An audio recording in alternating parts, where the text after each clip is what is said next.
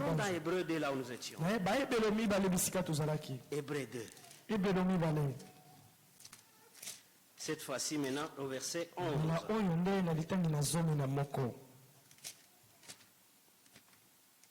Verset 11. Il a dit, car c'est lui qui sanctifie. Il y a un qui sanctifie. Et ils sont sanctifiés. Ils sont tous issus d'un seul. C'est pourquoi lui n'a pas honte de les appeler.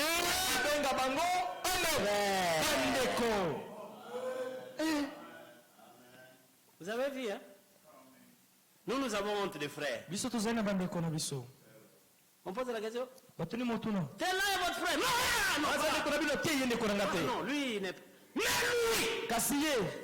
lui qui sanctifie. Et nous qui sommes sanctifiés, nous sommes tous issus d'un seul. De nous appeler frères. Mais qu'est-ce qu'il dit? Lorsqu'il dit,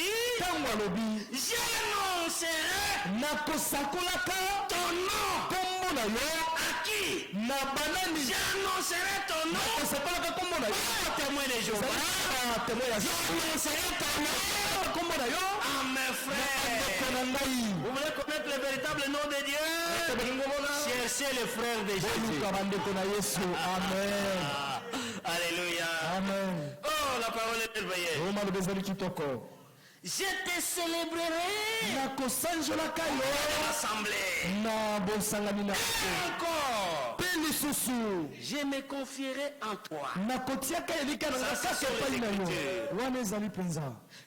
encore.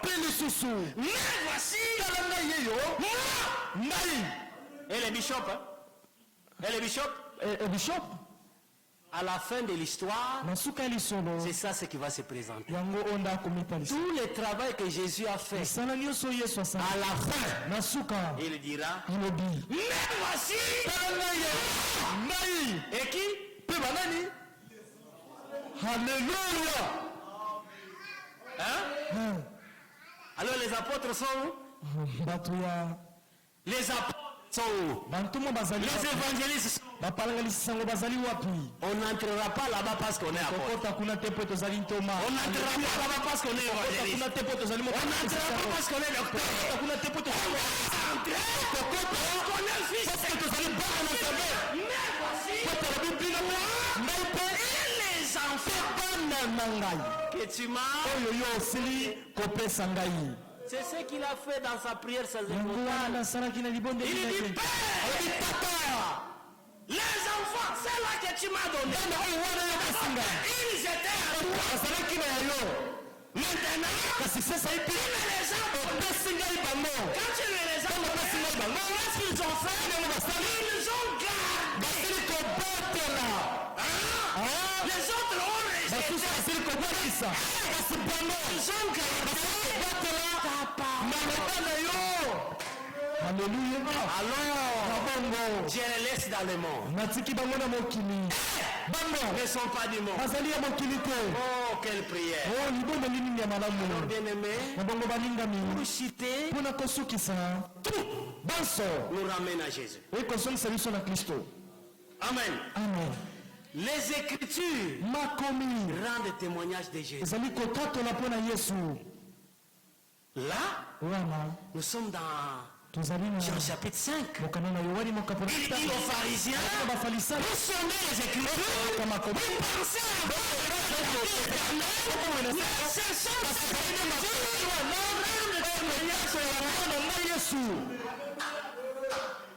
les prophètes rendent témoignage de Jésus.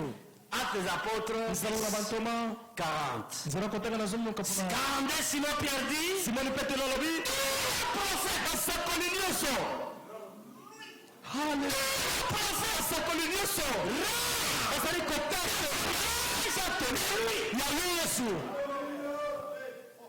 Alléluia. Amen. Maintenant, Jésus a rendu témoignage de Jésus. Même Jésus a prêché Jésus. Alléluia. Luc 24. Nous allons terminer par Luc 24. Et pourquoi il faut prêcher Jésus? Luc 24. Depuis le verset 25. Alors Jésus leur dit, sans intelligence, dans le cœur est là, tout ce qu'on dit, ne fallait-il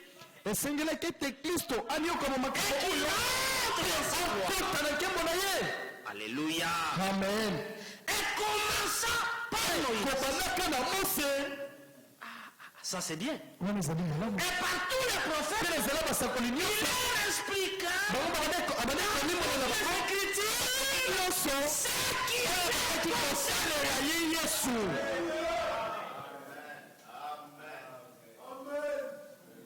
Jésus a prêché Jésus.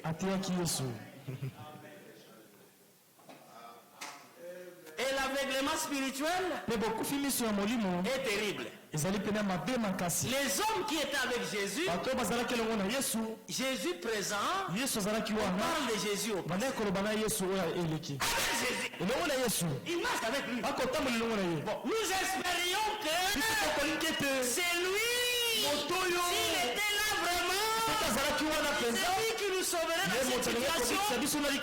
Là, lui était calme. Hein? C'est ce qui nous arrive dans la plupart des cas.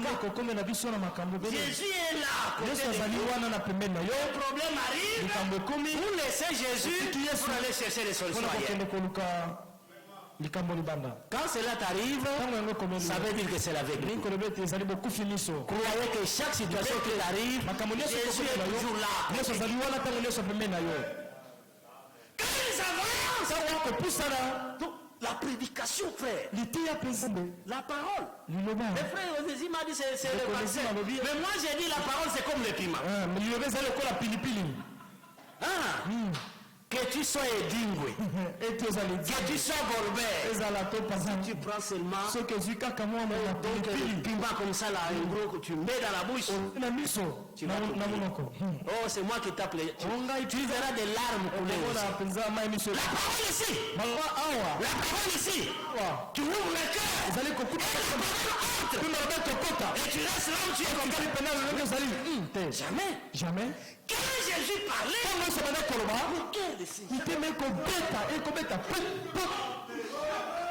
un tel prédicateur à Jérusalem il habite. Maintenant, Jésus le piège un peu là. Quand ils arrivent à un village, vous devez désirer la parole. Pour faire un petit test. Si ces hommes avaient encore besoin de lui. Il a dit, nous sommes arrivés. Hein? Vous allez rester ici, non? Moi, tu veux aller où? Non, c'est pas possible. Reste avec nous. Reste avec nous. Et j'ai dit, bon, c'est un bon conseil. Un papa sort une de 3 chaises. Il leur donne. Pendant que ce monsieur entre à la maison, il sort le pain. Quand il brise le pain,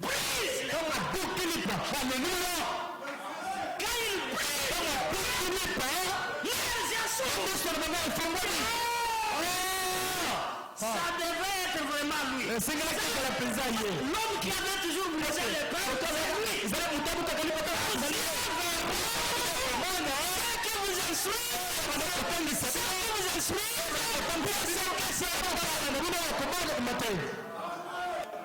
Il donne à l'un, il donne à l'autre. Le travail est terminé. Le travail termine. Si un croyant connaît la révélation, le but est atteint. Tu dois rester encore. Il a disparu. Ok. Et le monsieur vient avec 3 verres d'eau. L'empereur, votre ami, autre là. Il est où? Il est parti où? On est dit, écoutez, si on commence à te parler de notre ami là, longue histoire. J'ai déjà préparé 3 lits. Ça n'a jamais tombé sur le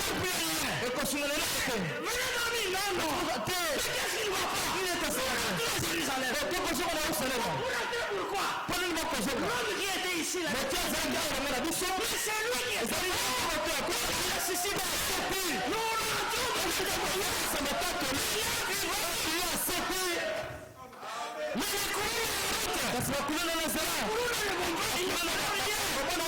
Nous savons que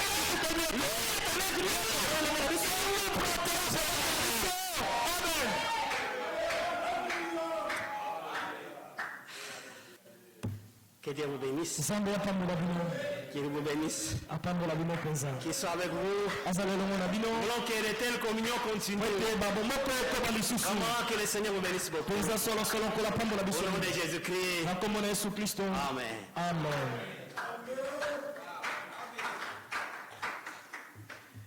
Gloire à Dieu. Que le Seigneur bénisse notre frère Timothée. Nous l'aimons beaucoup, nous l'aimons comme ça. Nous l'écoutons, nos cœurs sont remplis de joie. Et surtout lorsqu'il nous parle de la part du Seigneur. Il a dit quelque chose qui m'a beaucoup frappé. Il dit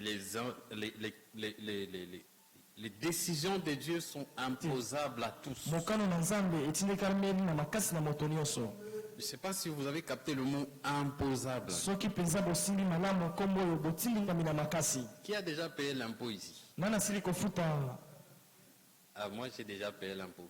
C'est la chose qui ennuie le plus au monde. Amen. La première fois où on m'a demandé de payer l'impôt, c'est lorsque j'ai commencé à travailler. On m'a demandé de payer l'IPR. Je me dis, mais pourquoi je dois payer l'impôt? On dit, non, tu n'as pas besoin de savoir pourquoi. D'ailleurs, on ne va pas même te les demander, on va les tirer à la source. Quand on est en train de te payer là, on sort l'impôt. C'est ça le mot imposable.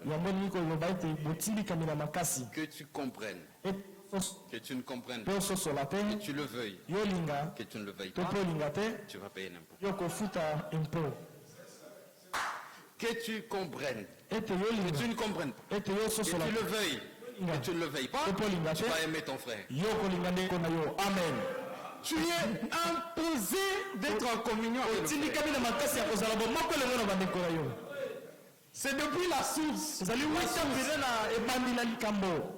Juste quand tu nais comme ça, tu te retrouves dans une famille. Il n'est même pas beau. Qui soit c'est trop. Il mange trop vite. Il ne pas. Il va pas le chasser. Il est ton frère. La communion est imposée à la source. Dès que tu nais dans le royaume, tu es obligé. Tu n'as pas de choix que d'aimer ton frère.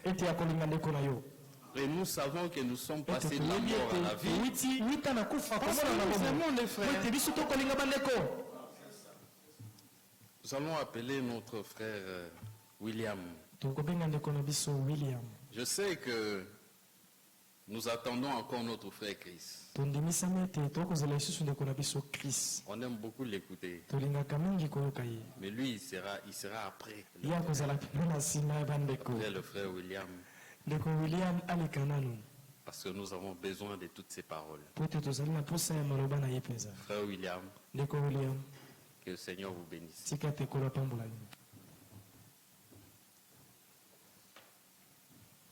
Que Dieu vous bénisse. Je suis vraiment dans la joie Surtout d'être parmi les enfants de Dieu. Vous êtes tellement précieux devant les yeux de notre Seigneur. Mais ce qui est désolant, d'autres sont encore dans des prisons. C'est ce qui nous fait mal. Alors que Christ nous a rendus libres. L'Écriture dit, vous connaîtrez la vérité. Et la vérité vous affranchit. Un affranchi n'a jamais eu peur de la parole de Dieu. Je suis déjà saisi de partir, mais je rentre un tout petit peu en arrière.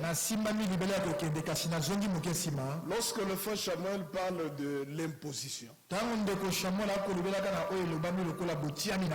c'est une matière que nous enseignons toutes ces années ici.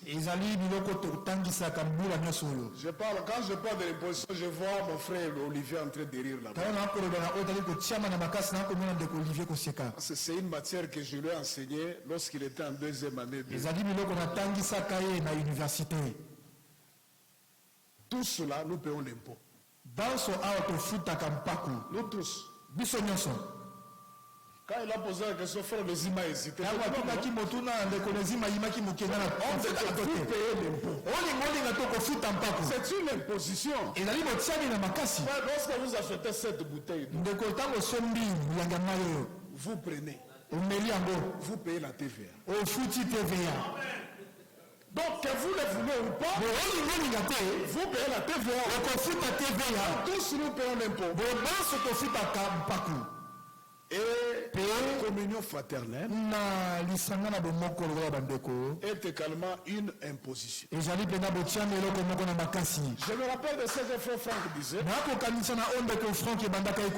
Tu ne peux pas être Abel sans avoir Caïn pour être encore en il dit, n'aimez pas seulement ceux qui vous aiment. Le vrai amour, c'est aimer même ses ennemis. Nous avons compris cela.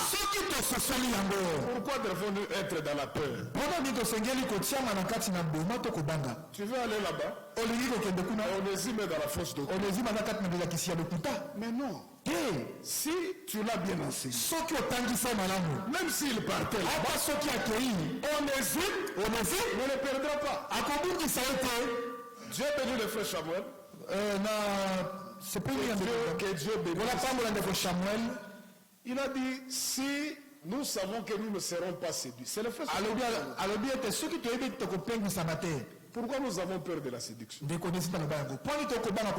Parce que l'Écriture dit, si c'était possible, mais il y a ainsi. Si c'était possible, même les cellules ce n'est pas possible. Parce que nous avons le maître avec nous. Ce n'est pas possible. Nous avons la maître. Aussi longtemps que le maître est avec ses disciples. Même jeûner, les disciples ne jeûnaient pas. Il fallait que le maître puisse parler. Mais à nous, il nous a été dit, je ne vous laisserai pas orphelins. Je ne vous laisserai pas orphelins.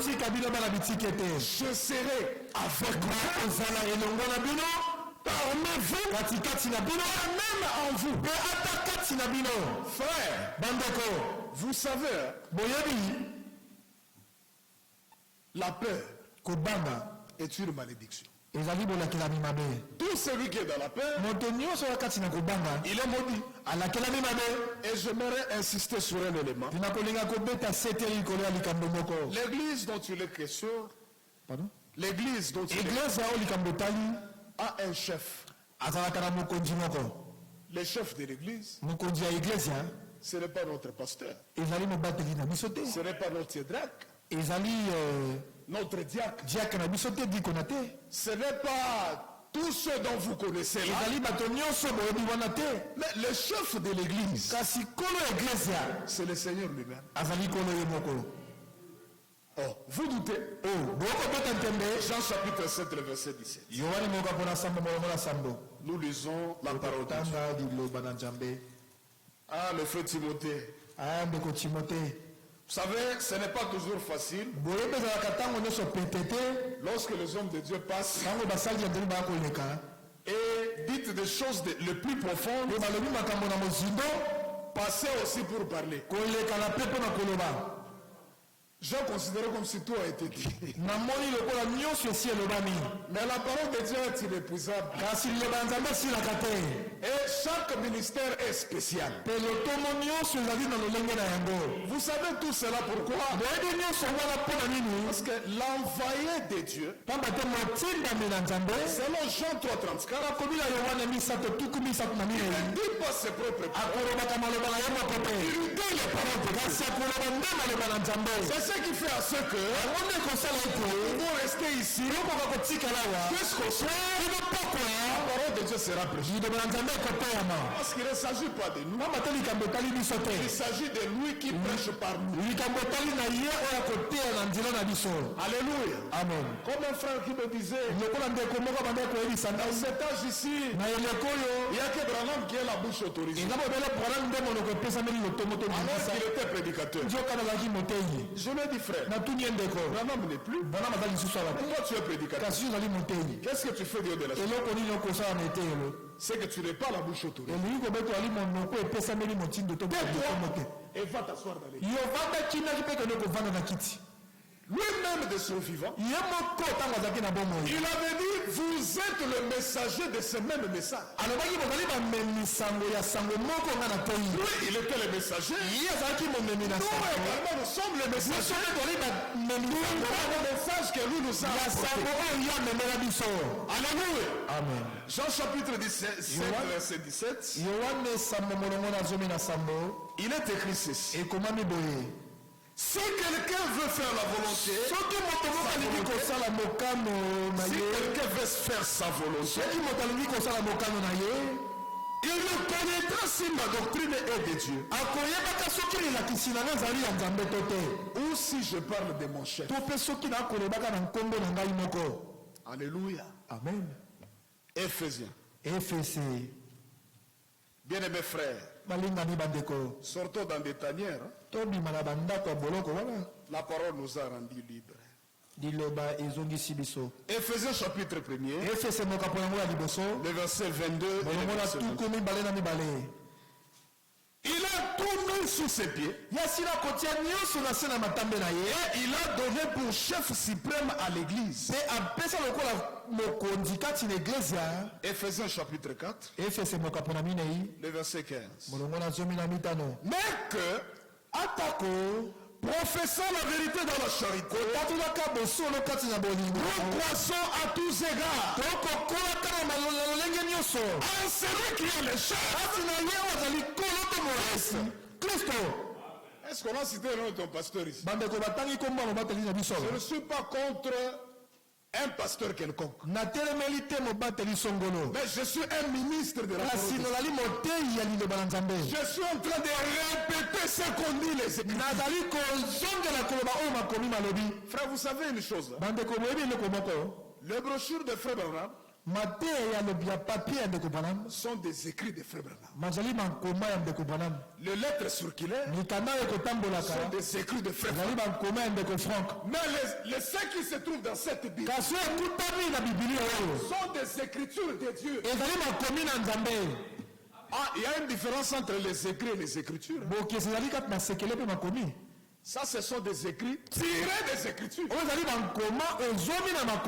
C'est pourquoi lui-même disait dans la prédication, Christ est révélé dans sa propre parole. La Bible est mon absolu. Et il dit, dans la marque de la bête, de 64, paragraphe 112 et 113, il dit ne cherchez pas une autre concordance. Si vous avez besoin d'une concordance, la Bible ici est et il ajoute, ne dites pas frère Branham. Pourquoi? Parce qu'il n'a prêché que la frère, il disait que la Bible est le livre de l'année. Je suis en train d'insister sur cela. Parce qu'aujourd'hui, l'ennemi est en train d'enlever la confiance de la Bible dans les enfants de Dieu. C'est ce que l'ennemi fait. Alors que l'homme de Dieu de son vivant n'avait qu'un seul manuel. Le manuel qu'il a utilisé toute sa vie. C'est la Bible ici. Ne permettez jamais au grand chemin que vous enlève la confiance de la Bible. C'est la plus grande de toutes les séductions aujourd'hui. Un prédicateur monté du haut de la chair, il dit je vais lire les Écritures. Il prend une brochure, il ouvre, je vais lire à la page 15 la citation 32. Non, là, il ne s'agit pas des Écritures. Et dans une réunion, avant de commencer la les drapeaux doivent être élevés. Et notre drapeau, c'est la parole de Dieu. C'est pourquoi frère Chabot, avant toute chose, il nous a demandé de nous lever. Parce qu'il devait élever les drapeaux. Après que le drapeau soit élevé, on peut maintenant s'asseoir. Bien aimés frères et sœurs, la Bible c'est aussi notre vie. La Bible est la pensée de Dieu exprimée. Vous êtes les enfants de Dieu. Et nous sommes appelés à vous avertir des dangers. Nous sommes là comme des agents qualifiés. Lorsque nous regardons un danger, attention, il y a un danger quelque part. Attention, vous risquez de commettre un accident. C'est ça notre travail. Nous ne sommes que des ouvriers inutiles que le Seigneur a choisi et a placé dans son champ. Et il lui disait encore, la Bible ici, c'est la pensée de Dieu exprimée. C'est-à-dire, si nous voulons connaître la pensée de Dieu dans cet âge, nous devons prendre la Bible. Je me rappelle William Branham, il racontait d'un homme qui était dans le sud, d'un noir, qui ne connaissait pas lire, mais qui était content des Écritures. Partout il arrivait, si dans la Bible au frère Samuel, les frères ne fils qu'un seul verset. Cet homme-là sauté. C'est-à-dire quoi? Dans la Bible, même s'il y a des choses que vous ne comprenez pas, croyez ce qui est. Pourquoi? Parce qu'il nous a été appris. Il nous a été appris. 1 Corinthiens. Il nous a été appris, mes frères. 1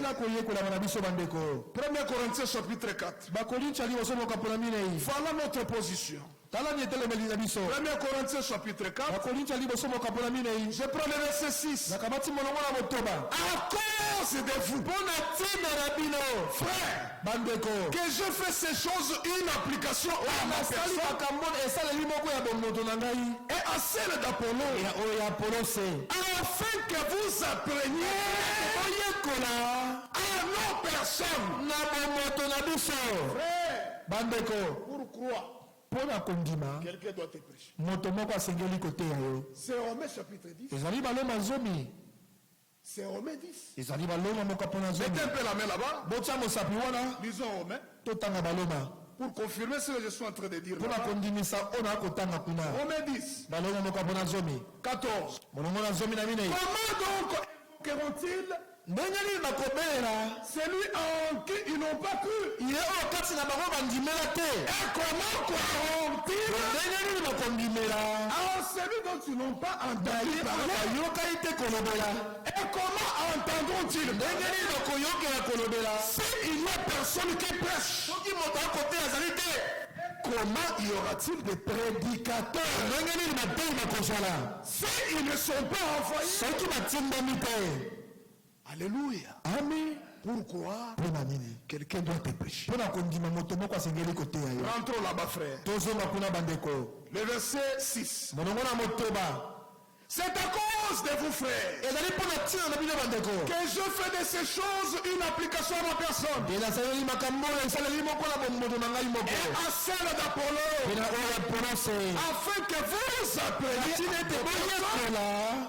à ne pas aller au-delà de ce qui est et que nul de vous ne conçoive de l'orgueil en faveur de l'un et l'autre. Frère, attachez-vous à ce qui est écrit. Notre message est un message écrit. Oh, je crois à l'enlèvement qui a déjà eu lieu. Non. Dans celui qui est en vous. Dans celui qui est en vous. C'est un sermon apporté par l'homme de Dieu. Au paragraphe 102 et 103. Lorsqu'une voix vous parle, frère, lorsqu'une voix vous parle, je suis très content. Toutes les voix entendues ici avant moi étaient des voix venues du ciel. Lorsqu'une voix vous parle, observez l'écriture. Lorsque nous vous parle, observez l'écriture. Il ne sait pas limiter là. Même si cela est exprimé. Je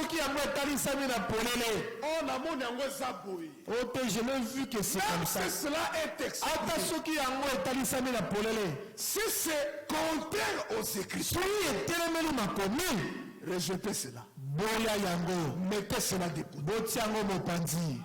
Oh, nous croyons au message. C'est ce que le message dit. C'est ce que le messager a dit.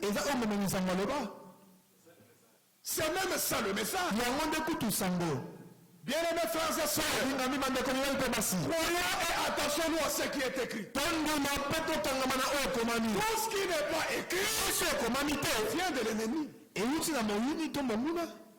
Oh, l'action finale commençait avec les retransmissions. C'est faux et archi faux. Mais l'action finale commençait comment? Pour parler de l'action finale, il faut d'abord au préalable connaître l'action initiale. Parce que celle-ci s'appelle l'action finale. C'est qu'il y a eu une action initiale. Considérons un peu ce qu'a été l'action initiale. Frère, l'action initiale n'était pas une prédication. L'action initiale, et tous étaient, les 120 étaient dans la chambre haute. Et tous étaient dans la chambre haute. Et il y eut effusion du Saint-Esprit. Toutes ces murs déparlaient dans des nouvelles langues. Ce n'était pas une prédication. L'effusion du Saint-Esprit. C'est pourquoi l'homme de Dieu Franck. Il dit avant la dernière en date. Vous l'épouse de Christ. Donc, la dernière en date, il s'agit de l'action finale. Avant la dernière en date, vous devez vous consacrer dans la prière. Et avant sa mort, il a donné deux plus grands conseils. Il a dit, croire seulement selon que le disent les Écritures. Et c'est condamné vaquer à la prière. Mais aujourd'hui, nous sommes dans les futilités, nous sommes dans n'importe quoi. Que ce qui est nécessaire, ce qui est nécessaire, c'est la parole de Dieu. Bien aimés frères et sœurs, ne soyez pas dans des choses inutiles, mais croyons seulement ce que disent les Écritures. Nous sommes les croyants de la Bible. Nous ne sommes pas les croyants des pensées des hommes. Les hommes peuvent parler, mais ce qui est essentiel, pêche-nous la Bible. L'homme de Dieu dit, tout celui qui se dit vrai ministre doit être capable de prendre celui ici et de prêcher le message. La Bible est le message, et le message est la Bible. Ne faisons pas de cela tout simplement. Oh non, j'ai lu le message et j'ai lu la Bible. C'est une confusion. La Bible est le message et le message est la Bible. C'est ce que nous croyons.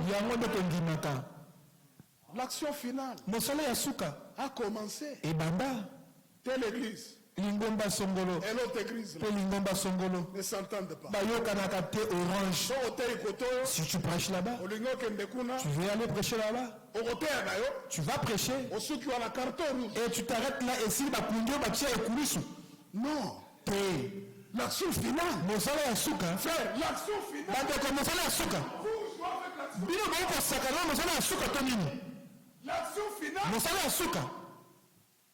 ça sera la pluie de l'arrière. C'est ça l'action finale. En disant cela, je ne néglige pas les retransmissions. Je suis tous les programmes de retransmission. Ce n'est pas cela l'action finale. L'action finale nous trouvera dans une même âme, une seule pensée, une seule croyance, une même foi. Je ne crois de tout mon cœur. C'est réalisé. Et pourquoi je répète en disant nous le passera. Frère, s'atteindront à une même connaissance de notre Seigneur Jésus-Christ et à une unité de la foi. Mais permettez qu'aujourd'hui nous puissions avoir des divergences au niveau de la connaissance. C'est cela même qui prouve que l'action finale n'a pas encore eu lieu. C'est quand elle aura lieu. Vous et moi, nous parlerons. Frère, nous ne prierons. Vous et moi, nous parlerons. Tu peux être ici. Tu raisonnes seulement.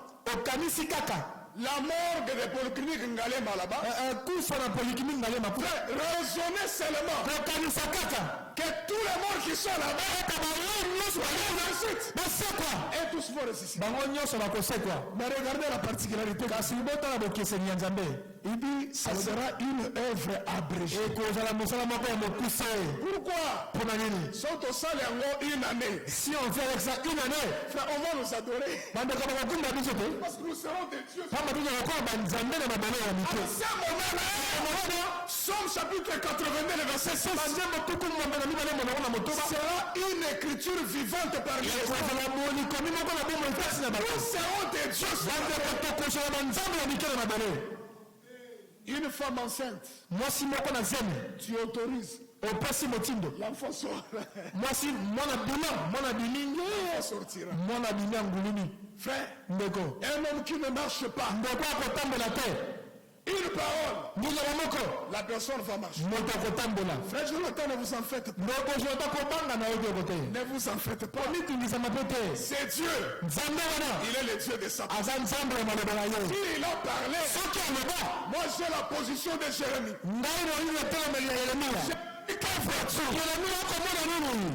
Va, mais tu vois quoi? Je vois une bouche. Tu as bien vu. Moi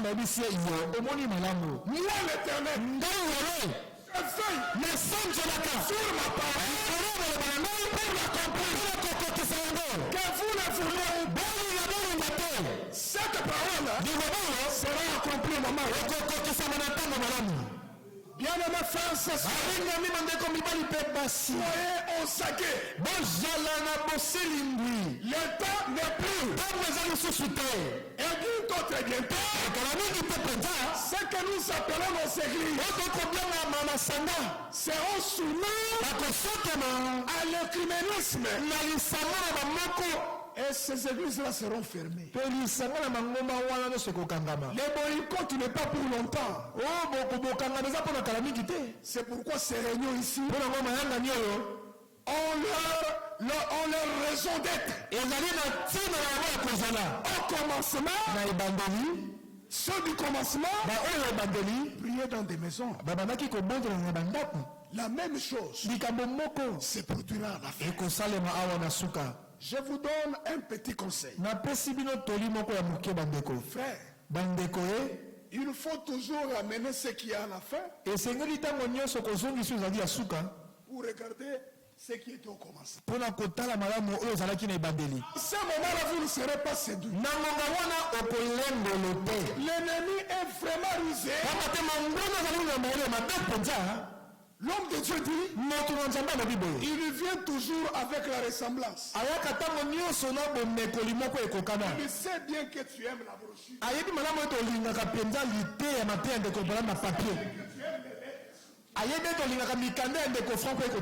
Il sait bien que tu aimes la Bible. Et quand il vient,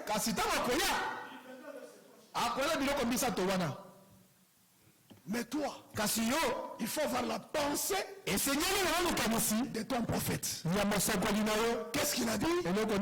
Lorsqu'il nous voit tes parts, on n'a pas dit observer l'habillement. Regardez les visages. Regardez la façon dont tu le parles. Frère, par rapport au parler. Non, on ne connaît pas parler. Un abbé. Sango Tatampelo. Lui, il a appris même l'accent. Comment accentuer? Même la façon de marcher. Si vous me mettez moi là, un abbé là-bas, choisir un serviteur. Il fignole très bien la langue de Molly. Que Dieu soit avec vous. Vous voyez? Mais moi je vous parle en deux fois. Ça c'est la séduction. Mais Dieu se cache.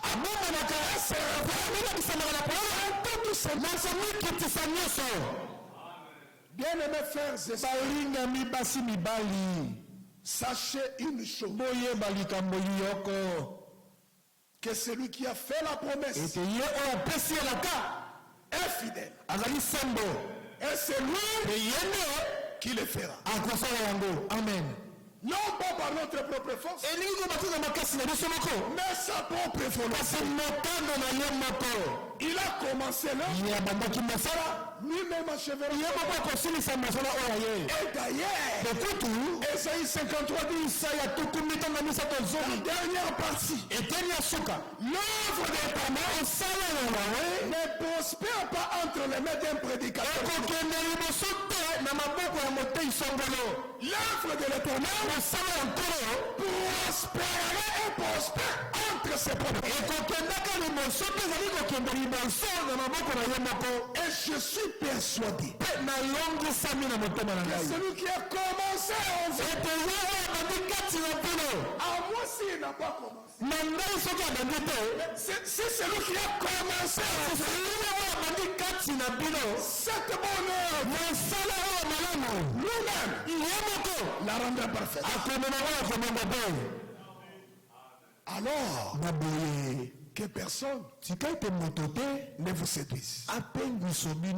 Croyez simplement ce que disent les Écritures. Amen. Frère, ça ici, hein, ça vient du plus profond de mon cœur. Tous ces jours ici, quand je me mets à méditer, c'est un terme qui passe dans mon cœur à tout le monde. Et je tenais à vous le dire. Soyez prudents comme les serpents. Votre maître sera bientôt de retour. Il ne viendra pas prendre un bâtiment. Il viendra prendre des individus baptisés du Saint-Esprit. C'est pourquoi cherchez le Saint-Esprit. Cherchez le Saint-Esprit. Est-ce que vous croyez que même ici Dieu peut vous baptiser du Saint-Esprit? Qui le croit? Lorsque le Seigneur vous baptise de son esprit, il y en a qui l'ont reçu par l'imposition des mains. Le Saint-Esprit est encore inaccessible jusqu'à maintenant. Parce que que servirait-il? Frère Samuel, toutes ces communions ici, si à la fin, d'autres sont enlevés, d'autres restent. Mon souci, que nous tous ici, nous puissions nous retrouver. Mais le ciel est au conditionnel. Le ciel, c'est le baptême du Saint-Esprit. Je termine avec cette écriture. Hébreu.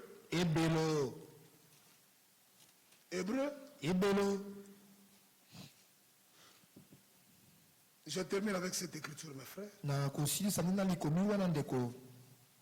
Cherchons le Saint-Esprit. Sans cela, personne ne verra le Seigneur. Hébreu 12, 14. Ah, Hébreu 12, le verset 14. Recherchez la paix avec tous.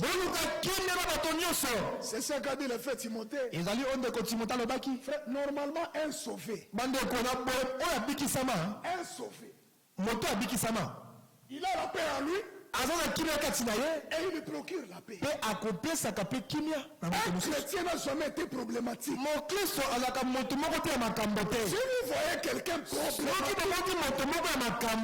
il n'a pas encore rencontré Christ.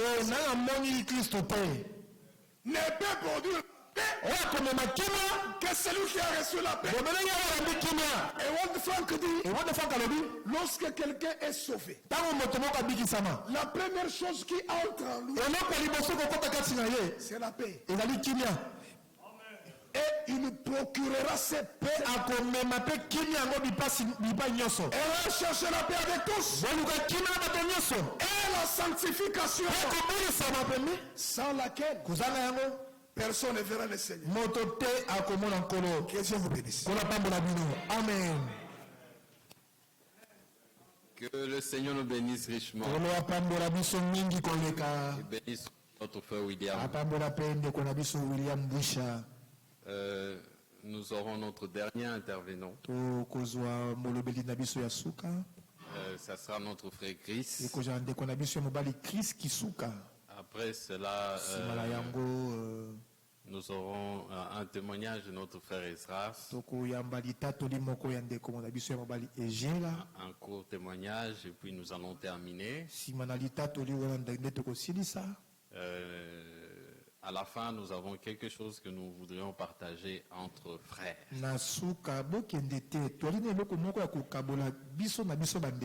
Voilà, le frère David a ajouté ne partez pas. Parce que tout cela, c'est toujours dans le cadre de la communion. Le frère William vient de dire quelque chose d'important ici. Il dit la dernière action sera la même, sera similaire que la première action. Durant la première action, lorsque le Seigneur Jésus-Christ est venu sur la terre, certes, il a rencontré des églises qui existaient déjà. Il existait une église des Sadducéens et une église de pharisiens. Il y avait d'autres tendances qui existaient, mais le Seigneur n'a traité avec aucune de ces églises. Il a plutôt traité avec des individus. C'est tellement important que nous puissions considérer cela. Frère Chris,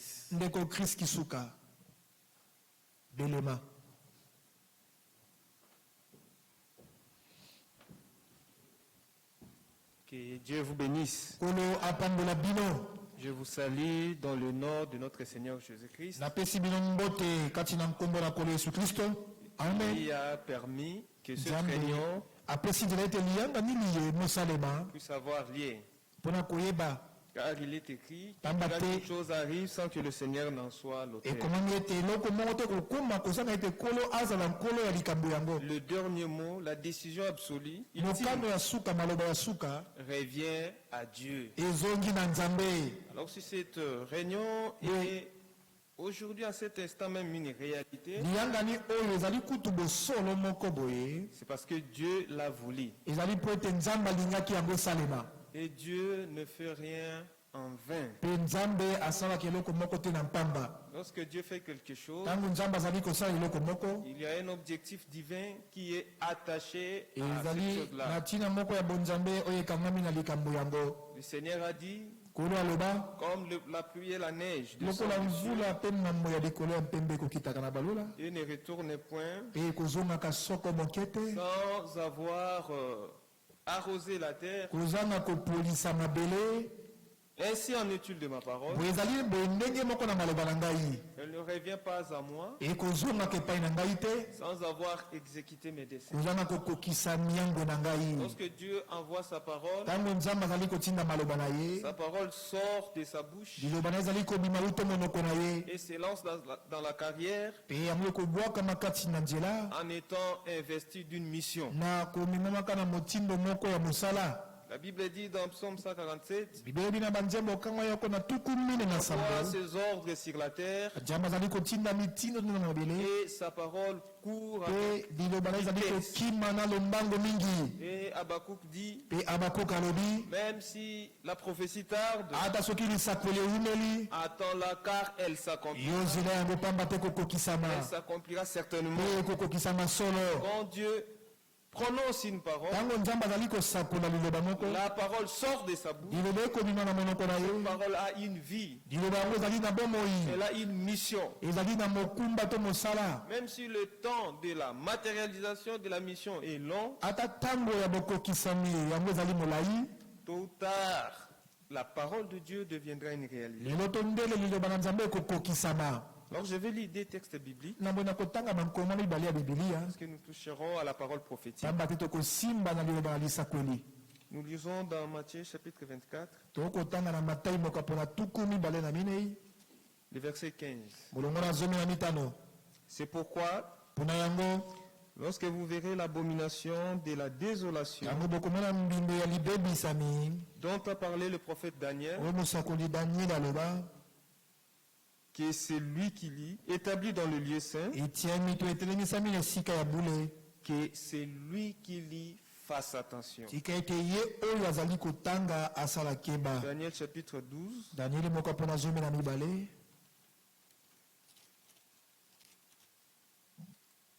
Le verset 8. Daniel dit, j'ai entendu, mais je ne compris pas. Et j'ai dit, mon Seigneur, quelle sera l'issue de ces choses? C'est la question que nous posons ce soir. Parce que tous ceux qui sont informés suivent les news à la télévision, à la radio, sur Internet, constate que l'humanité traverse une période particulière comme elle n'a jamais connue. De mouvements révolutionnaires, réactionnaires se passent dans le monde. Et de foyers de tensions surgissent partout dans le monde. Des conflits entre de grandes puissances émergent sur la planète. Et les hommes regardent ces choses, ils interprètent les événements selon la vision politique des choses. Ils donnent à ces événements une interprétation politique. D'autres développent des théories géopolitiques pour décrire les événements modernes. Mais ils ne saisissent pas le sens spirituel de ces événements. Frère, nous sommes en train de traverser une phase spéciale de l'histoire de l'humanité. Parce que nous sommes arrivés à la fin du temps de la fin. Il n'y a jamais eu dans l'histoire comme la nôtre, où tous les acteurs majeurs annoncés dans la prophétie biblique se trouvent sur la scène mondiale en posant des actions et des initiatives politiques et diplomatiques qui correspondent à ce que les prophéties bibliques avaient annoncé. Vous avez certainement vu les défilés militaires qu'il y a eu récemment à la Chine, commémorer la fin de la Deuxième Guerre mondiale, la défaite du Japon. Et les Chinois ont déployé et présenté au monde les arsenals de guerre. Et de grandes puissances aujourd'hui s'arment de plus en plus. Ont repensé leur politique militaire. Et des budgets énormes sont alloués à des projets militaires dans les pays développés. Et aujourd'hui, de plus en plus, des nations développées technologiquement développent des armes sophistiquées pour présenter leur puissance militaire. Et ces nations disent c'est un moyen pour eux de garantir, de se protéger. Ouais, mais quand nous regardons les mêmes événements, nous ne les regardons pas comme les gens de ce monde. Nous développons, nous prenons la parole prophétique comme clé d'interprétation des événements modernes. C'est que ce qui se passe actuellement dans le monde a été annoncé dans l'écriture. Quand j'ai regardé les images du défilé militaire en Chine, il y a un mot qui passait dans mon esprit. C'était le mot Armageddon. Cette écriture de Joël, Joël chapitre 3, qui m'avait frappé à l'esprit, alors que ces hommes vendent leurs armes, des armes qu'ils présentent, des armes destructives. De plus en plus, on dote d'une technologie pointue, des missiles modernes. Et les gens regardent ces choses, ils ne comprennent pas qu'ils vivent l'accomplissement des prophéties. Dans Joël chapitre 3, le Seigneur parle des événements du temps de la fin. Il annonce la bataille finale entre les puissances du mal contre l'Éternel. À partir du verset 9, la parole de Dieu déclare: publiez ces choses parmi les nations. Préparez la guerre. Réveillez les héros. Qu'ils s'approchent et qu'ils montent. Tous les hommes de guerre de vos joyaux forgés des épées, de vos serpes de lance, que les faibles disent je suis fort. Ceci a annoncé cette course à l'armement au temps de la fin. La Bible a annoncé la course des nations à l'armement au temps de la fin. Lorsque vous voyez des nations puissantes comme la Bible,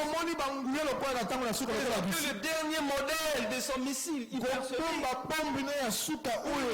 enrichir son uranium, fabriquer l'arme nucléaire.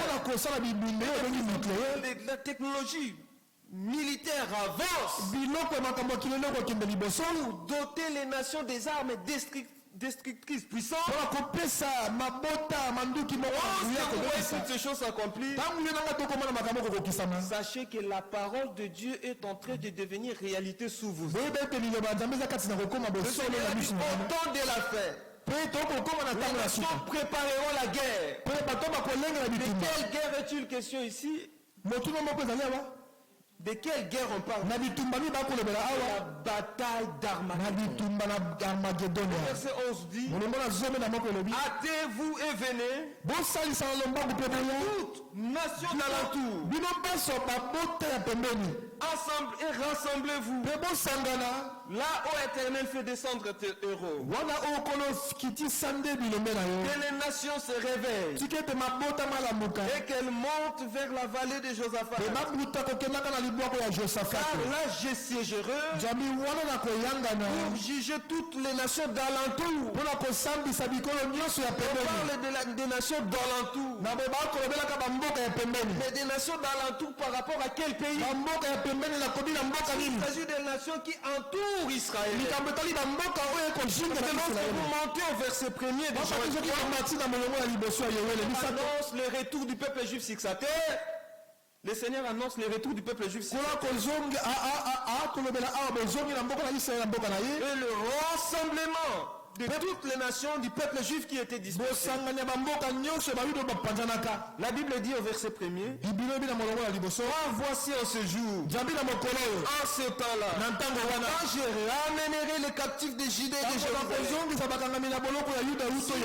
Ici est surtout le temps dans lequel les événements annoncés.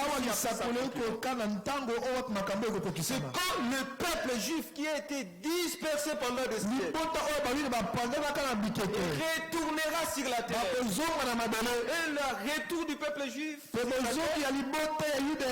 sa dispersion ont été annoncés depuis le temps de Moïse et par tous les prophètes de la Bible. Allons revenir, prenons rapidement Lévitique chapitre 26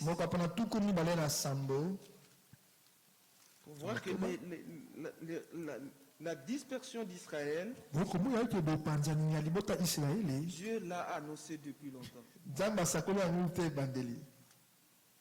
Les versets 31 à 34. Je dévasterai les pays et vos ennemis. Et vos ennemis qui l'habiteront en seront stupéfaits. Le Seigneur dit ceci à Israël. Je vous disperserai parmi les peuples. Il ne s'arrête pas là. Et je tirerai l'épée après vous. Donc je vous disperse parmi les peuples. Votre malheur ne s'arrête pas là. Mais mes jugements continuent à s'exercer sur vous. Je tirerai à nouveau l'épée après vous. Lorsque vous serez dispersés dans les nations dans lesquelles vous vous trouverez, vous ne serez point en paix. Vous serez sans cesse l'objet de la haine, des massacres. C'est ce que le peuple juif a littéralement connu sur le plan historique pendant la période de sa dispersion. Votre pays sera dévasté. Je rappelle la terre d'Israël, pays de juifs, pas de notre peuple. Seront déserts. Vos villes seront déserts. Donc le peuple autochtone de la terre d'Israël sera chassé et les villes seront abandonnées. Quand vous consultez l'histoire, les choses sont arrivées telles que le Seigneur a dit. Dans Deutéronome 28, le Seigneur annonce la même chose. N'oubliez pas, nous allons rentrer dans Joël 3. Ici. Verset 64 pour gagner du temps. Le Seigneur parle encore à Israël.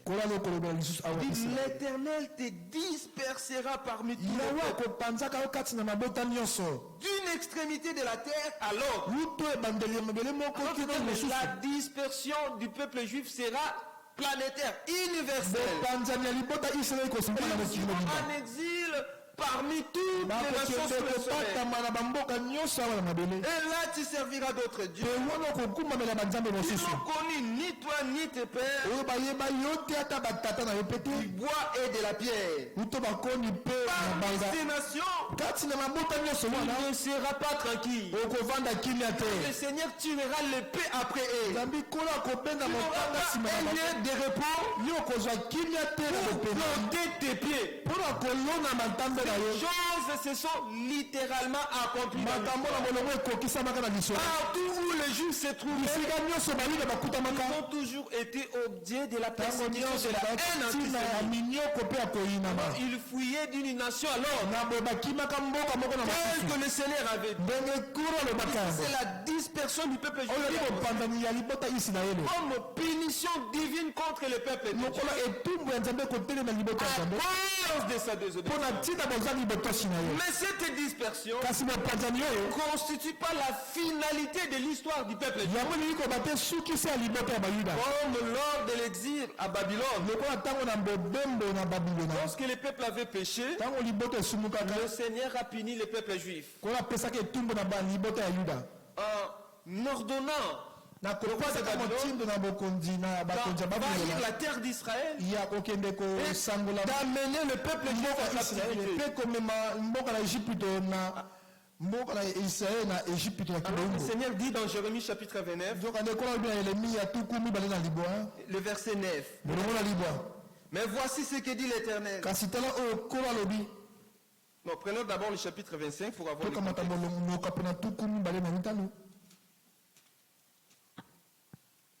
Verset 11. Tous ces pays, non, au singulier, tous ces pays, c'est-à-dire les pays deviendra une ruine, un désert, et ces nations seront asservies au roi de Babylone pendant 70 ans. Lorsque ces 70 années seront accomplies, je châtierai le roi de Babylone et cette nation, dit l'Éternel, à cause de leurs iniquités. J'opprimerai le pays de Canaan. J'en ferai des ruines éternelles. Jusqu'aujourd'hui, Babylone est une ruine éternelle. Saddam Hussein avait essayé de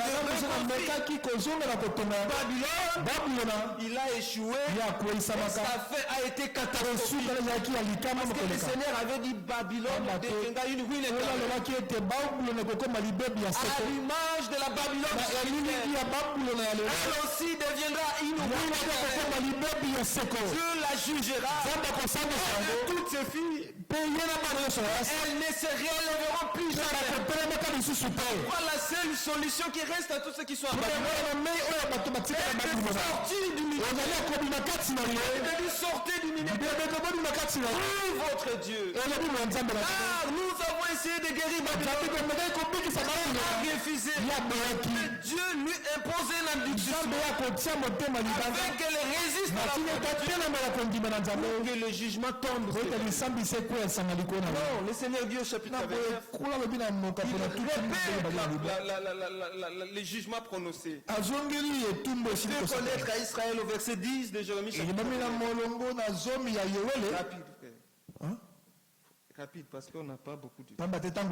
Car le Seigneur dit, mais voici ce que dit l'Éternel. En d'autres termes, le Seigneur révèle sa parole, sa pensée. Dès que 70 ans seront écoulés pour Babylone, je me souviendrai de vous. En d'autres termes, il dit à Israël, fini à cause de vos péchés, mais cela n'enlève pas ma bonté vis-à-vis de vous. Captivité à Babylone n'est pas la chute de votre histoire, n'est pas la finalité de votre histoire, n'est pas la fin de votre histoire. C'est une punition temporaire. C'est un état de fait temporaire. Le Seigneur dit, dès que le temps fini arrivera, le Seigneur dit, je me souviendrai. Si lorsque le Seigneur parle de souvenir, il fait référence à Lévitique. Chapitre 26. Dans Lévitique chapitre 26. Le Seigneur a déclaré, a donné un serment à Israël. Un serment qui est encore valable jusqu'à ce matin. Le Seigneur, parlant d'Israël, après avoir prononcé une malédiction, nous suivrons Israël en cas de désobéissance. Au verset 42, le Seigneur prononce des paroles d'espoir vis-à-vis de son père. Il dit ceci: je me souviendrai de mon alliance avec Jacob. Je me souviendrai de mon alliance avec Isaac. Et de mon alliance avec Abraham. Et je me souviendrai du pays, de la terre, même quand vous serez en captivité à Babylone. À cause de mon alliance, je le jurerai. Fidélité de Dieu vis-à-vis d'Israël. Ne dépend pas de la condition morale et spirituelle d'Israël. Qu'il soit dans le rêve, qu'il soit dans la volonté de le Seigneur dit, à cause de moi, à cause de l'alliance, je me souviendrai à cause de son alliance. Le Seigneur défend toujours en défendant ses peuples, firme son alliance. Alors, le pays sera abandonné par lui.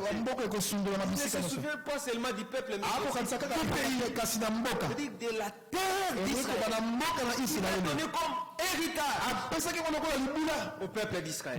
Voici une nation, un peuple s'élève, pour traiter les peuples juifs de voleurs de la terre. Ce n'est pas aux juifs qu'il s'oppose, mais à celui qui a donné à Israël la terre. Il dit, verset 44, même lorsqu'ils seront dans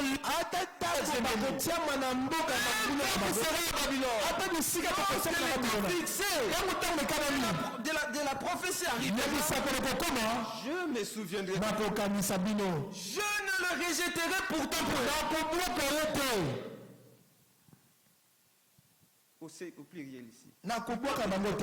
Je ne les rejetterai pourtant et je ne les aurai point en oreille jusqu'à les exterminer, jusqu'à rompre mon alliance avec eux. Car je suis l'Éternel, leur Dieu.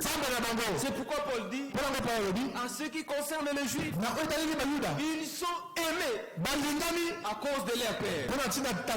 Dieu ne se veut pas, il ne s'en va pas, il de ses dons attiré à Jacob.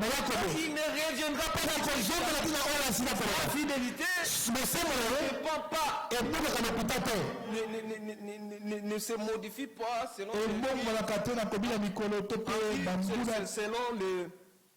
le comportement moral du peuple.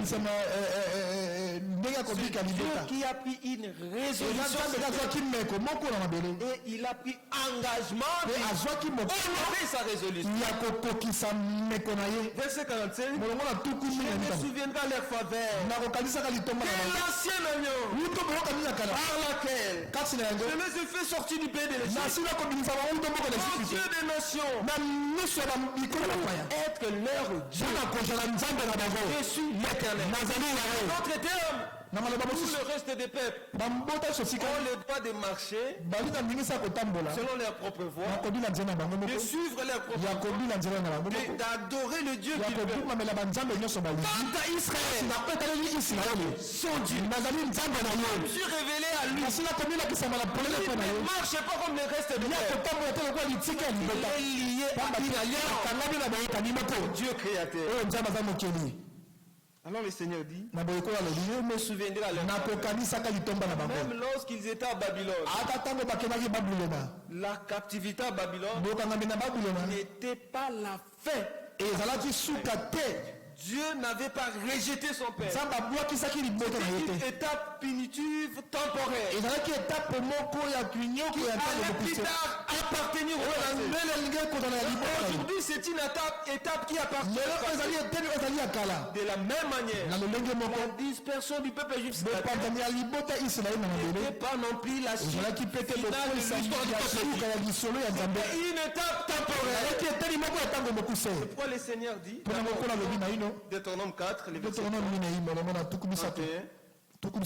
Car l'Éternel ton Dieu est un Dieu de miséricorde. Il ne t'abandonnera point et ne te détruira point. Avant de détruire Israël, il faut que Dieu donne la permission.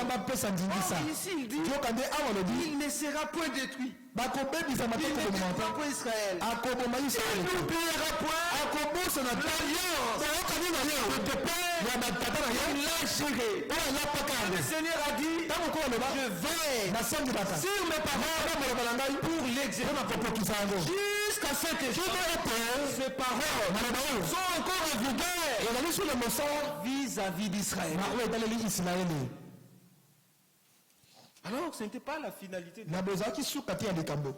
C'était une étape inscrite dans le plan de Dieu. C'était arrivé à décès. Montrerons pourquoi cela est arrivé.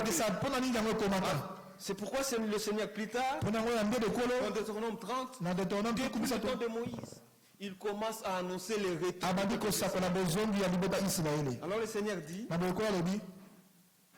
au chapitre 30, à partir du verset 3. Parce que lorsque le Seigneur est venu, les Juifs ont méconnu leur Messie. Alors le Seigneur a annoncé le jugement. D'abord dans Luc 19. Luc chapitre 19. Si le Seigneur annonce le jugement contre Israël, du rejet du Messie, de sa désobéissance, alors le Seigneur dit, Luc chapitre 19, le verset 40. Comme il approchait de la ville, Jésus voyant la ville de Jérusalem, sur toi au moins en ce jour, qui t'est donné, frère, ma soeur, aujourd'hui est le jour de le jour que Dieu t'a donné pour décider de ton salut. En ce jour, tu dois connaître les choses qui appartiennent à ta paix. Qu'est-ce que Dieu t'a dit en notre temps? Que celui qui a besoin écoutera ce que l'Esprit dit. Et ce que l'Esprit dit contient les choses qui appartiennent à notre temps pour aujourd'hui. Si toi au moins ce jour, vous connaissez les choses qui appartiennent à notre temps. C'est le juif avait la Bible, l'Ancien Testament. Ils connaissaient les Écritures. Ils ont manqué de voir l'accomplissement de ce que les Écritures avaient pour leur temps. Alors le Seigneur les a dit. Lorsque vous regardez vous dites qu'il fera. Mais pourquoi vous êtes incapables de discerner les signes de la vie? Et ailleurs dans l'écrivain formule en disant la même phrase, mais il dit pourquoi ne discernez-vous pas ces temps? Je crois que le Seigneur avait dit deux choses. Il avait dit exactement la même chose. L'Esprit a monté deux contextes de la même chose. Pourquoi vous ne discernez pas les signes? De quels signes parlez-vous? Des événements prophétiques identificateurs, les événements qui devaient indiquer la présence du Messie. C'est-à-dire les choses qui ont été annoncées par la et qui devaient identifier l'accomplissement des promesses messianiques pour ce temps-là. Pourquoi lorsque Jean-Baptiste a envoyé pour demander à Jésus est-ce celui qui doit venir, vous devez entendre Jésus a guéri les malades. Il a dit à ses disciples, il a guéri les malades, il a fait voir les enfants.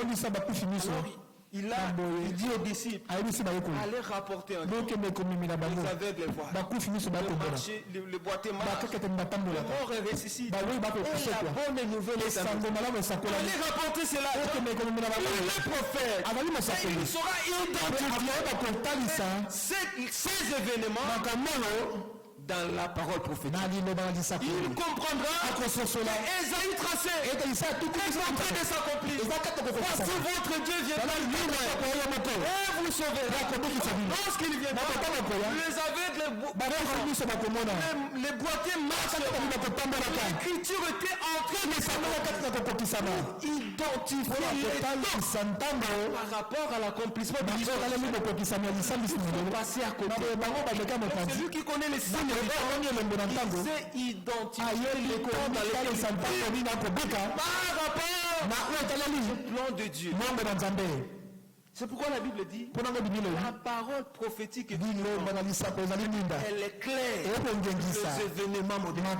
Les événements sont rendus clairs. Nous accédons à la signification spirituelle. Nous allons au-delà des géopolitiques, des interprétations politiques. Nous accédons les sens prophétiques des événements. Lorsque nous voyons l'Iran s'élever contre simplement effet politique, événement aléatoire géopolitique de l'histoire. Lorsque nous regardons l'Iran, nous voyons le même esprit qui a ordonné comment on appelle cela, le massacre de tous les enfants pour tuer Moïse. Car en tuant Moïse, il empêche la libération des enfants d'Israël. On empêche la libération des enfants d'Israël. Il n'y aura pas d'alliance au mont Sinaï. Il n'y aura pas d'alliance au mont Sinaï. S'il ne viendra pas. Car le Messie est ici d'Israël. Le salut vient de Dieu. Le but qu'il faut d'empêcher l'accomplissement du prophétique. Lorsque lorsque le Seigneur naît, c'était encore lui. Car l'Écriture dit, en réalité d'abord, c'est l'Esprit. C'est cache. Dieu aussi, se cache derrière. Il Hérode a voulu massacrer pour tuer Jésus en vue d'empêcher l'accomplissement de l'ordre. Contrairement aux hommes, Satan sait que les du peuple juif, l'accomplissement de la et ce n'est qu'une étape passagère. Il avance vers un but ultime. Est-ce que ce but ultime, c'est la restauration de la lignée royale de David? Avant de s'en aller, les disciples lui ont posé la question. Est-ce en ce temps-là Dieu rétablira le Seigneur a dit ce n'est pas qu'il a été donné. Que le moment a fixé de sa propre autorité. Dieu a fixé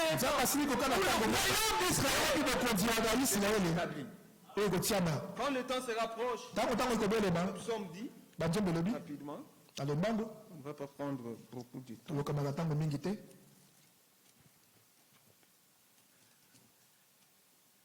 Psaume 100 et 2.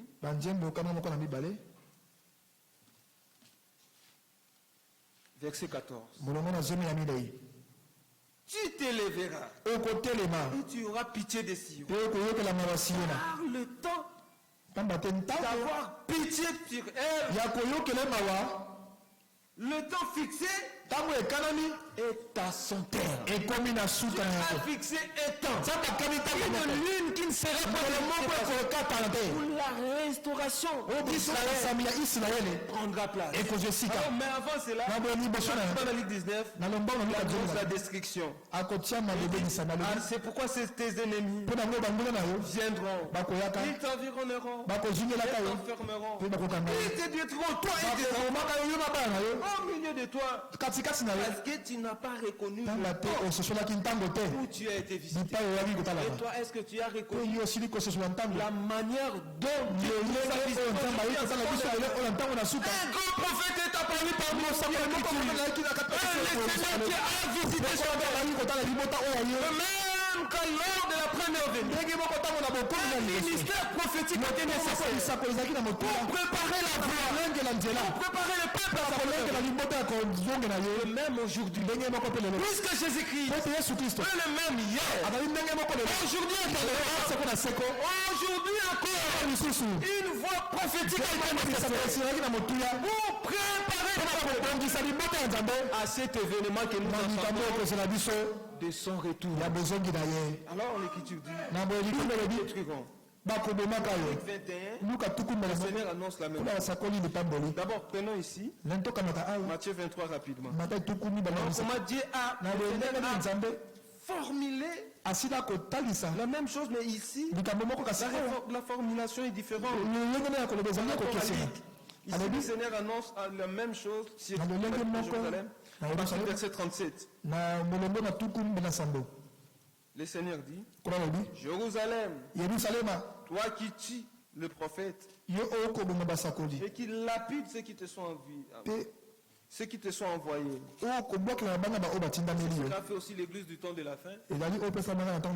Contre les ministères prophétiques que Dieu a envoyés. C'est ce que font aussi les églises branhamistes. Contre le ministère de l'enseignement que Dieu a suscité. Le Seigneur a dit, je vous envoie des prophètes, des sages, des scribes. Le Seigneur n'envoie pas seulement des prophètes. Il envoie aussi des sages et des scribes. C'est lui qui rejette les scribes. Est aussi coupable devant Dieu, lui qui a rejeté le prophète. Les scribes pour mission de ce que le prophète a dit, et de l'identifier dans l'Écriture. Est-ce que le Seigneur a pour identifier annoncé par le prophète dès sa naissance? Ce sont les scribes qui ont été appelés. Hérode a appelé les scribes. Venez chercher dans les évangiles. C'est que le prophète en concernant ce temps. Le ministère des scribes.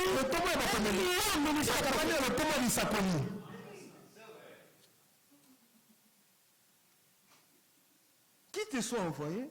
J'ai voulu rassembler tes enfants. Comme une poule rassemble. Vous n'avez pas voulu. Le Seigneur a voulu rassembler, mais ils ont résisté. Mais ces choses, c'est comme si c'était un accident de l'histoire. Tout cela a été orchestré par Dieu. C'était le décès arrêté de Dieu. Il était nécessaire que les Juifs les rejettent pour qu'ils meurent afin d'ouvrir la voie salut pour l'humanité. Le Seigneur dit, voici votre maison, votre terre. Le Seigneur identifie le peuple juif, les propriétaires légitimes de la terre d'Israël. Vous comprenez pourquoi je suis en train d'insister. Car voici, vous ne me verrez plus. Que le Seigneur dit ainsi. C'est le verset 20 de Deutéronome 32. Dans Deutéronome 32, verset 20, le Seigneur a dit, cacherai ma foi. Désormais, vous ne me verrez plus jusqu'à ce que. Il dit, ce n'est pas une situation définitive. C'est une situation jusqu'à ce que vous dites, béni soit celui qui vient. Temps viendront et le Seigneur a annoncé dans Luc 21 aussi la dispersion du peuple juif sur l'ensemble de la planète. Le verset 24, le Seigneur dit, verset 24, ils tomberont sous les tronçons de l'épée. Ils seront amenés captifs parmi toutes les nations. Et Jérusalem sera foulée parmi les nations jusqu'à ce que le temps soit accompli. Le temps fixé pour la prophétie. Ainsi, c'est ce qui est arrivé dans l'histoire. En l'an 70, les Romains ont attaqué Jérusalem. Ils ont massacré les Juifs. Et ils ont détruit les temples et la ville. C'est que les Juifs ont commencé à quitter progressivement la terre d'Israël. Au deuxième siècle, le reste des Juifs qui étaient sur la terre d'Israël se sont encore soulevés contre l'Empire romain. Les Juifs-là voulaient restaurer la nation d'Israël, restaurer l'indépendance politique. Le peuple juif, c'est que ça fait. De nouveau, les Romains ont écrasé cette rébellion. L'empereur Adrien a décidé d'effacer le nom d'Israël, de changer le nom de la terre d'Israël pour humilier et irriter les Juifs. Il a demandé dans la Bible le nom des anciens ennemis bibliques. On lui a parlé de Philistins, le mot pléchette. Philistin en hébreu. Il a pris le même nom, il a latinisé, c'est ce qui a donné le nom Palestine. Aujourd'hui la Palestine. C'est un nom impérial. C'est le nom de l'impérialisme romain. On est à la terre d'Israël. La terre d'Israël n'est pas appelée Palestine. Parce qu'il y a un autre peuple, appelé peuple palestinien, qui a quitté sur cette terre et a donné à cette terre-là ce nom-là. Ce sont les Romains. Et le mot Palestine n'a pas des racines arabes. C'est un mot hébreu. Les Hébreux d'avoir volé la terre d'Israël. C'est comme ça qu'on a donné ces noms. Mais c'était sans compter sur la promesse du Seigneur vis-à-vis d'Israël. Il avait dit, je t'ai rétabli. Rapidement, Deutéronome chapitre 30. Le Seigneur commence à annoncer la restauration d'Israël. Les versets 3 de Deutéronome chapitre 30. Alors l'Éternel ton Dieu, merci beaucoup. Alors l'Éternel ton Dieu ramènera tes captifs et aura compassion de toi. Il te rassemblera encore du milieu de peuple. Et c'est là qu'il t'ira chercher. Pardon, verset 4. Quand tu seras exilé à l'autre extrémité du ciel, l'Éternel ton Dieu te rassemblera de là. C'est là qu'il t'ira chercher. L'Éternel ton Dieu te ramènera. Il s'agit d'un retour. Et ce qui se passe avec Israël, dans le naturel, reflète la réalité de ce qui se passe avec l'Église dans le spirituel. Israël retourne sur sa terre physique. L'Église retourne sur sa terre physique. La parole, la prédication, le Seigneur dit, il te ramènera dans le pays qui te plaît. Pas un autre pays, pas une autre terre, même le pays qui te plaît posséder. Et tu me posséder. Autre terme, le droit du peuple juif sur la terre d'Israël. Souveraineté légitime. Le peuple juif sur la terre d'Israël. A dit, tu le posséderas. Alors, lorsque l'État d'Israël est né, c'était en 1948. Dans les calendriers hébreux, c'était l'année 5708. Correspond à l'année 5700. Alors les rabbins ont eu une idée. Ils voulaient chercher le verset numéro 5708 dans la Bible hébraïque.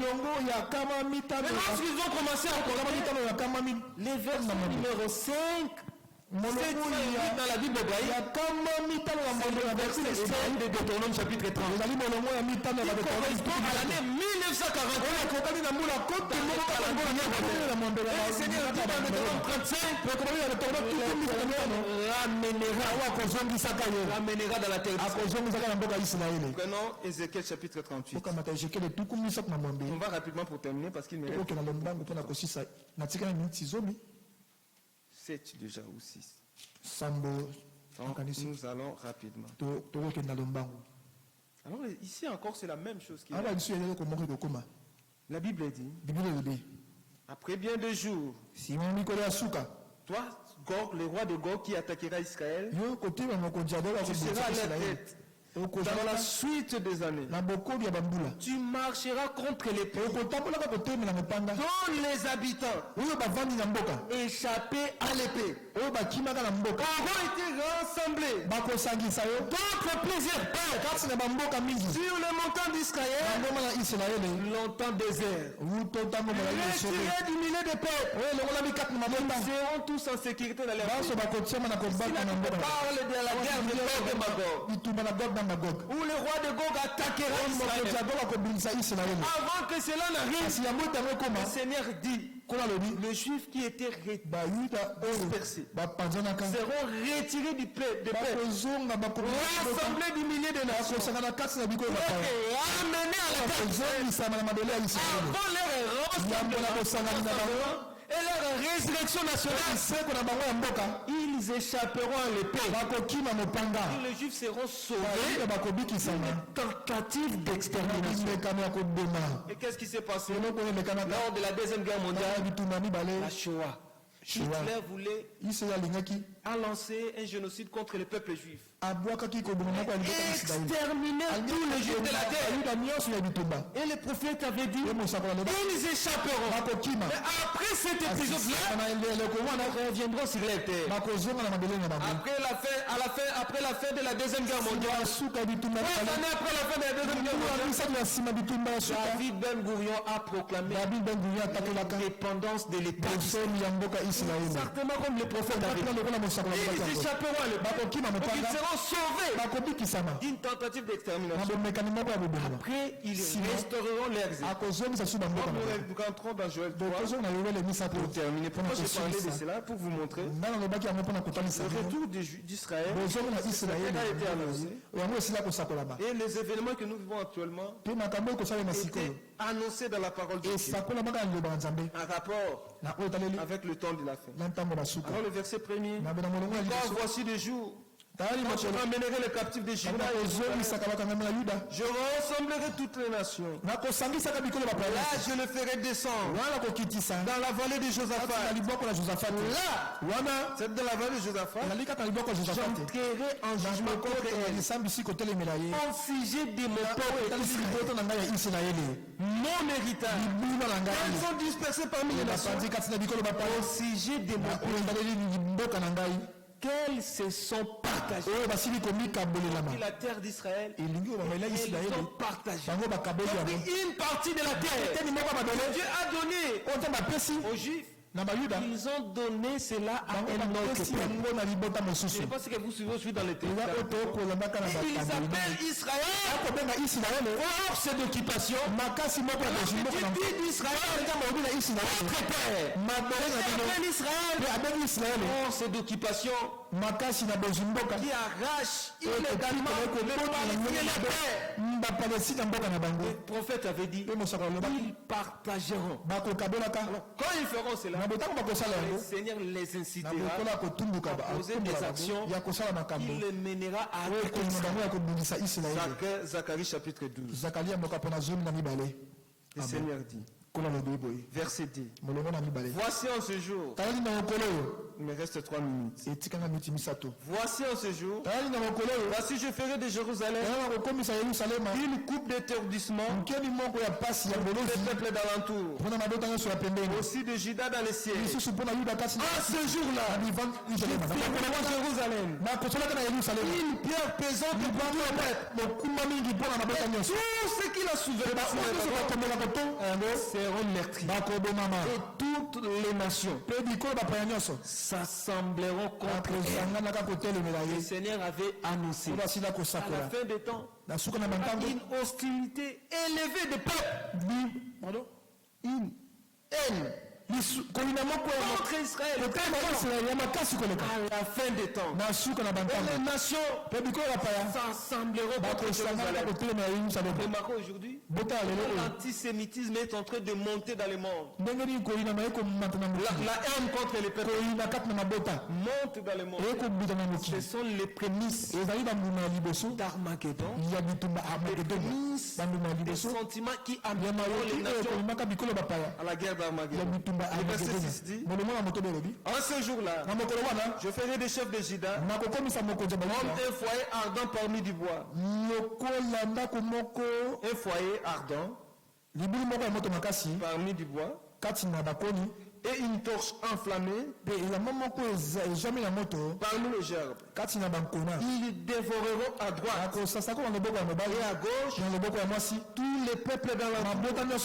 Et Jérusalem réunira sa place à Jérusalem. Il dit ils dévoreront à droite, à gauche tous les peuples qui les entourent. Le conflit israélo-arabe annoncé par le prophète. Ils vont dévorer tous les peuples. Terminons avec Ézéchiel. Versets 25 et 26. Ainsi parle le Seigneur.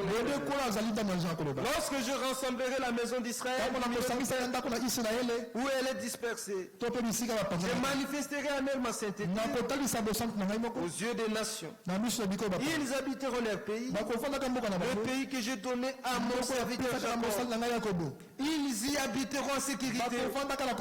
Ils bâtiront des maisons et planteront des vignes. Ils y habiteront en sécurité. Alors écoutez, quand j'exercerai mes jugements contre tous ceux qui les entourent, les pays voisins d'Israël, et qui les méprisent, ils sauront que je suis l'Éternel, leur Dieu. fait ici la Bible annonce la haine de voisins d'Israël contre les Palestiniens. Ils auront de la haine contre le peuple de Dieu. Dieu se servira d'Israël pour exécuter ses jugements contre ses voisins qui combattent le peuple. Nous voyons ces choses devant nous. Mais qu'est-ce que tout cela est en train de dire?